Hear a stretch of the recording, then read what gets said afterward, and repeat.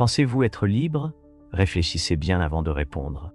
Vous vous réveillez et la première chose que vous faites est de prendre votre téléphone, faisant défiler l'écran à la recherche de quelque chose de nouveau, quelque chose pour vous distraire. Ensuite, peut-être un café, une dose de dopamine, tout en regardant une courte vidéo ou en écoutant une chanson pour atténuer l'ennui sur le chemin du travail ou de l'université. Vous consommez encore plus de stimuli, des podcasts, les réseaux sociaux, des notifications incessantes. Quand vous avez enfin un moment de silence, que se passe-t-il? Un malaise surgit, un vide, quelque chose qui vous pousse à rechercher une nouvelle distraction, un autre plaisir immédiat. Le problème n'est pas le plaisir en lui-même. Le plaisir est un mécanisme naturel de l'esprit humain, un ressort évolutif qui nous pousse à chercher ce qui assure notre survie. Mais que se passe-t-il lorsque le plaisir devient la prison même?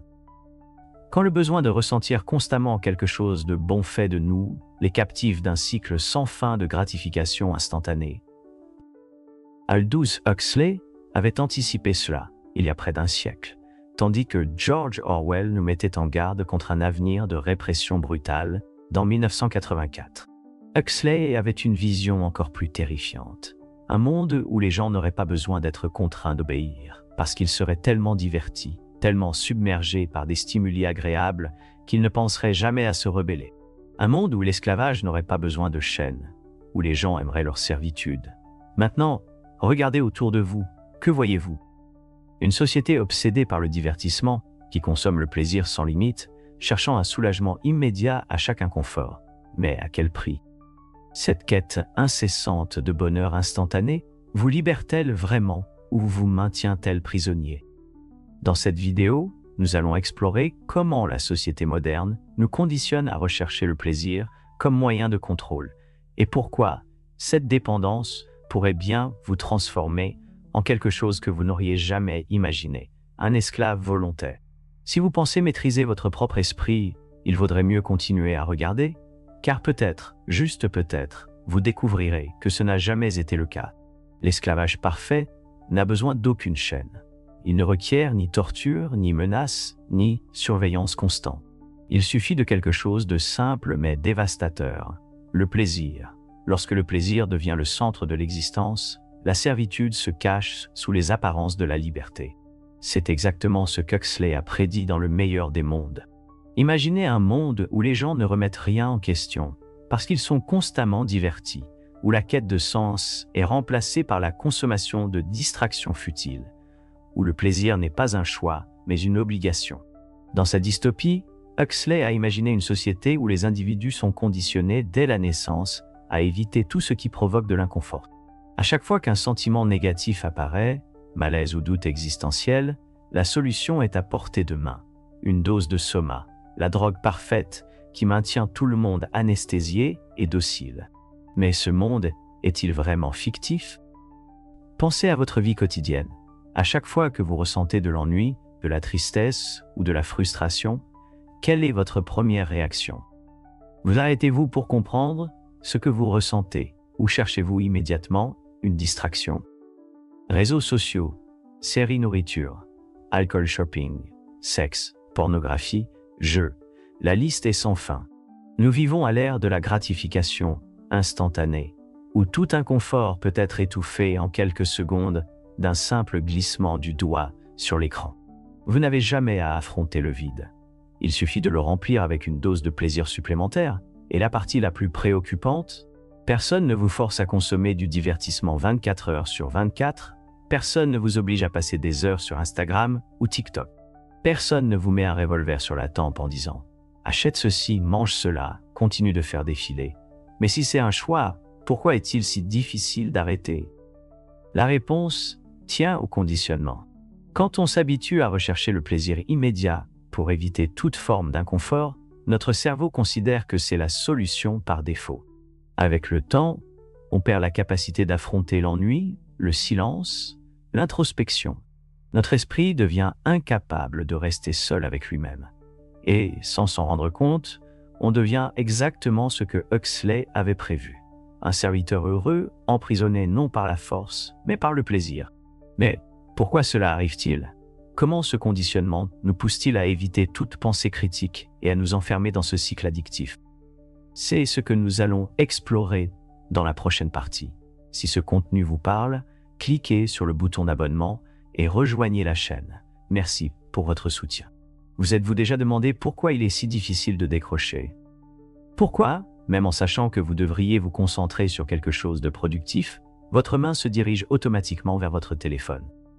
Votre cerveau réclame une nouvelle notification, une nouvelle vidéo, un nouveau stimulus? Ce n'est pas un hasard, vous avez été conditionné pour ça. Dès notre naissance, nous sommes conditionnés à éviter l'inconfort à tout prix. Le système éducatif ne nous apprend pas à penser de manière critique, mais à répéter des informations. Le marché du travail nous programme à produire, non à réfléchir, et la culture du divertissement nous propose des distractions constantes pour que nous ne prenions jamais le temps de questionner le monde qui nous entoure. Tout cela crée une société où la véritable menace n'est pas un gouvernement autoritaire, interdisant la liberté d'expression, mais un système qui nous fait complètement perdre l'envie de la rechercher. Huxley le comprenait mieux que quiconque. Dans le meilleur des mondes, les citoyens n'avaient pas besoin d'être brutalement réprimés. On leur apprenait à aimer leur propre esclavage. Dès l'enfance, ils étaient soumis à des processus d'hypnopédie, des messages répétés pendant le sommeil, façonnant leurs croyances sans qu'ils s'en rendent compte. Des phrases, comme chacun appartient à chacun, et un gramme de soma résout tout était gravé dans leur esprit pour s'assurer qu'ils ne remettent jamais rien en question. Ils grandissaient en croyant que le bonheur résidait dans la conformité, dans l'évitement de toute pensée profonde, dans la fuite devant l'ombre de la souffrance. Maintenant, réfléchissez à la façon dont cela se reflète dans notre réalité. Le conditionnement d'aujourd'hui ne se fait pas par hypnopédie, mais par les algorithmes des réseaux sociaux, le marketing des entreprises et le flot de stimuli qui façonnent votre comportement sans que vous ne le remarquiez. Chaque fois que vous recevez une notification, votre cerveau libère de la dopamine. Chaque fois qu'une courte vidéo vous délivre une nouvelle information sans effort, vous vous habituez à ne pas avoir à penser par vous-même. Chaque fois que vous êtes récompensé pour avoir suivi les normes, que ce soit par des likes, une validation sociale ou des plaisirs immédiats, vous renforcez l'idée que c'est le bon chemin. L'effet est une génération entière de personnes incapables d'être seules avec leurs propres pensées, incapables de gérer l'inconfort et incapables de remettre en question le système, car elles ont simplement perdu l'habitude de penser de manière critique. En fin de compte, une dictature n'est pas nécessaire pour contrôler les masses quand elle rejette elle-même toute idée qui demande un effort mental. Mais ce rejet de la pensée critique a un coût. Lorsque nous évitons l'inconfort à tout prix, nous finissons par devenir plus fragiles, plus manipulables et plus vulnérables. Un plaisir constant nous affaiblit, et un bonheur fabriqué peut nous transformer en êtres de plus en plus passifs. Mais comment cela se produit-il? Comment la promesse d'un monde sans douleur peut-elle nous mener à une soumission totale? C'est ce que nous allons explorer dans la prochaine partie. Imaginez un monde où personne ne souffre, où toutes les douleurs sont rapidement effacées, où il n'y a ni tristesse, ni frustration, ni anxiété. Cela semble être le paradis, non? Mais regardons de plus près. Que devient une personne qui ne fait jamais face à la difficulté? Que devient une société tout entière programmée pour éviter tout inconfort? La réponse est simple, elle devient faible. Huxley a saisi ce piège avec une clarté glaçante. Dans le meilleur des mondes, le bonheur était garanti par la consommation constante de soma, la drogue parfaite. Pas d'effets secondaires, pas de risque, juste du plaisir immédiat. Mais que signifiait vraiment ce bonheur? Cela voulait dire que personne ne savait comment gérer la douleur, la frustration, ni même sa propre conscience. Toute pensée gênante était dissipée par une dose chimique de confort, la vie devenait une suite sans fin de plaisirs superficiels, sexe, divertissement, consommation. Tout ce qui s'éloignait de ce schéma était perçu comme une menace. Maintenant, regardez autour de vous. Le monde moderne n'a peut-être pas de soma, mais il a ses équivalents. Les réseaux sociaux qui fournissent des doses instantanées de validation. Les applications de rencontres qui font disparaître la peur du rejet. Les algorithmes qui nous offrent exactement ce que nous voulons, avant même que nous en ayons conscience. Tout est conçu pour éliminer le moindre inconfort, toute différence, tout besoin d'effort. Mais cette fuite constante devant la douleur a un prix, et ce prix est notre propre force psychologique. La vérité brutale, c'est que la douleur a une raison d'être. La souffrance forge la résilience. La frustration nous apprend à grandir et les difficultés nous poussent à évoluer. Mais quand tout est adouci, quand tous les défis sont esquivés, nous devenons de plus en plus fragiles. Aujourd'hui, tout inconfort semble insupportable. De petits échecs deviennent des crises existentielles et des conflits mineurs paraissent être des catastrophes. Tout ce qui demande de la patience ou de l'effort est rejeté parce que nous avons été conditionnés à rechercher le chemin le plus facile, le plaisir immédiat et la solution rapide. Cela nous rend plus facilement manipulables. Une société d'individus forts et résilients qui acceptent l'inconfort et en tirent des leçons ne sera jamais docile. Elle n'acceptera jamais de vivre sous un système qui limite sa liberté. Mais une société d'individus émotionnellement dépendants qui ont besoin de stimulation constante pour éviter le vide, qui fuient toute forme de souffrance. Cette société sera obéissante. Elle sera facile à manipuler. Ce sera la société idéale pour ceux qui souhaitent le pouvoir, sans avoir à recourir à la force. Et c'est ainsi que le piège se referme. Ce qui semble être la liberté, la capacité d'éviter toute souffrance, devient en réalité notre prison. Mais il existe une issue. Pour échapper à ce cycle, il faut comprendre la différence entre le plaisir et le but. Car tandis que le plaisir peut nous asservir, le but peut nous libérer. C'est exactement ce que nous allons explorer dans la prochaine partie. Que cherchez-vous vraiment dans la vie? Le bonheur ou le sens? Le plaisir ou le but? La réponse peut sembler évidente. Mais vous êtes-vous vraiment arrêté pour y réfléchir? La société moderne nous a appris à croire que le bonheur est l'objectif ultime. Mais qu'est-ce que cela nous apporte comme bonheur? Une succession sans fin de plaisirs éphémères. Des likes sur les réseaux sociaux, des achats impulsifs, des relations superficielles, des marathons de séries, de la nourriture ultra transformée qui nous procure un pic de plaisir avant de nous laisser vides. Tout cela nous procure une satisfaction passagère, jamais durable. Et c'est là toute la clé du problème. Le plaisir est toujours temporaire. Il doit sans cesse être renouvelé, sinon le sentiment de vide revient. Maintenant, pensez aux moments les plus marquants de votre vie, ceux qui ont vraiment façonné qui vous êtes. Étaient-ils des instants de plaisir immédiat ou des temps de défi, d'effort et de dépassement? Viktor Frankl, psychiatre et survivant de l'Holocauste, écrivait dans Man's Search for Meaning que l'être humain ne peut vivre sans but. Il a observé que même dans les pires conditions, ceux qui trouvaient un sens profond à leur vie parvenaient à survivre et à préserver leur santé mentale. Et c'est là le paradoxe. La quête du plaisir permanent nous affaiblit, alors que la quête du but nous renforce. Le plaisir est facile, immédiat et addictif. Le but, en revanche, demande effort, discipline et résilience. Mais contrairement au plaisir, le but ne disparaît pas une fois l'effet passé. Il nous donne une raison d'avancer. Mais la société moderne ne veut pas que vous cherchiez un but. Les buts prennent du temps à se construire. Ils exigent introspection, travail et surtout une certaine résistance à la souffrance. Tout cela va à l'encontre de la logique de la consommation immédiate. Une personne qui trouve un but dans la vie n'a pas besoin de distraction constante. Elle ne ressent pas le besoin de remplir chaque seconde de sa journée avec des divertissements superficiels. Et ne se laisse pas facilement manipuler par de fausses promesses d'un bonheur immédiat. Et c'est justement pour cela que nous sommes sans cesse assaillis par des stimuli qui nous détournent de cette quête.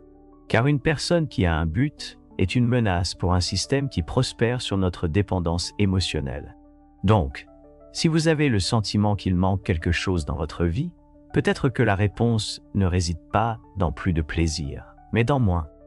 Peut-être que le chemin n'est pas de chercher davantage de distractions, mais d'en réduire l'excès. La question que vous devez vous poser est « Qu'est-ce qui vous motive vraiment ?» Qu'est-ce qui vous fait sortir du lit le matin? Vivez-vous des plaisirs éphémères ou construisez-vous quelque chose qui a véritablement du sens? Mais comment échapper à ce piège? Comment rompre ce cercle vicieux et retrouver la maîtrise de votre propre esprit? C'est ce que nous allons explorer dans la partie suivante. Maintenant que vous comprenez comment cette quête incessante de plaisir peut vous enfermer, la question la plus importante se pose: comment s'en défaire? Comment reprendre le contrôle de votre esprit dans un monde qui fait tout pour vous distraire, vous abrutir et vous rendre dépendant émotionnellement? La première chose à comprendre, c'est que ce n'est pas un combat facile. Le système est conçu pour vous faire échouer. Il veut que vous continuiez à rechercher des plaisirs rapides, à nourrir les algorithmes avec votre attention, à consommer sans cesse. Mais il y a une issue, et tout commence par votre prise de conscience du jeu qui se joue contre vous. La première stratégie pour briser ce cycle est la privation stratégique de plaisir. Cela ne signifie pas que vous devez devenir un ascète et rejeter toute forme de divertissement, mais plutôt apprendre à réguler consciemment votre exposition aux stimuli addictifs.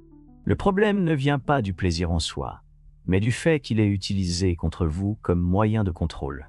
Lorsque vous vous privez volontairement de certains plaisirs pendant un certain temps, comme les réseaux sociaux, la nourriture ultra transformée ou la consommation compulsive de divertissement, un phénomène intéressant se produit. Votre cerveau se rééquilibre, il recommence à trouver de la satisfaction dans les petites choses, et le désir excessif pour des stimuli artificiels s'atténue peu à peu.